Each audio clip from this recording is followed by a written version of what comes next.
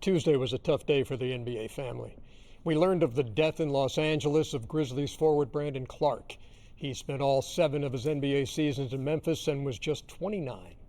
NBC Los Angeles is reporting that authorities are investigating Clarke's death as a possible drug overdose.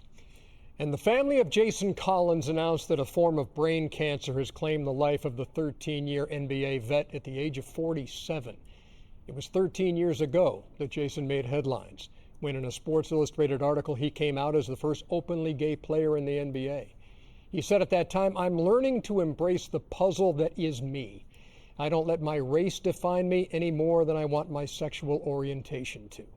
I don't want to be labeled, and I can't let someone else's label define me."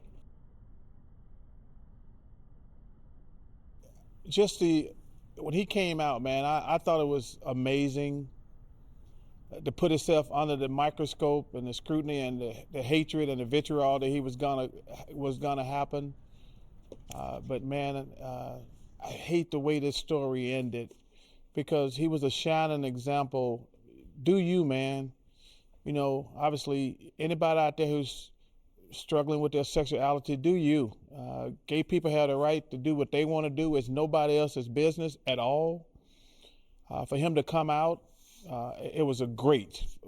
And obviously, you know, a lot of times, especially in the black community, when you're gay, you get treated awful, and that sucks too. But I was proud of him for coming out. And when I got that news yesterday, it just sucked. And the same thing with Brandon Clarke, man. 29 years old, 29 years old.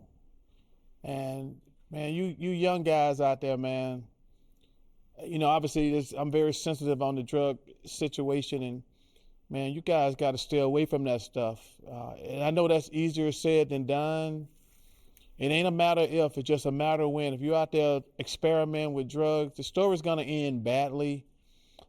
It ain't just about you, man. You got a family out there, and you know, I don't know the situation. You got a mom and dad, or brothers and sisters, but man, it's a terrible loss for him and his family. The same thing with Jared. Man, it just sucks. It was a tough day for the NBA. Yeah. LA, I used to, see him in high school, but we only live one lifetime, and you must always speak your truth. And he spoke his truth, and I have no problem with that. But overall, he was a great human being. His brother's a great human being. Comes from a great family. And again, my condolences goes out to the family. Yeah, definitely condolences to the Collins family. They always, support, both he and his brother support every time I do things with my organization. So, that was a tough blow to see today. He's been, first of all, he was a good player. Let's start there. He and his brother, when they were at Stanford, they kind of redefined and I think what the Lopez brothers kind of did is basically from what they did in college, rather. And so, they were just one really good basketball player.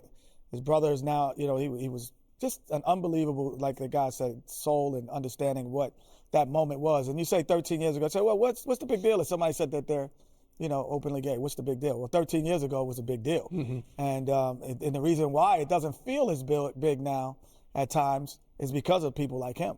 And so, kudos to him. Yeah, but Kenny, in fairness now,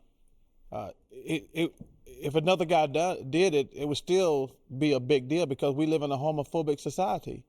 And that's unfortunate. That's why, first of all, anybody who think we ain't got a bunch of gay players in all sports, they're just stupid.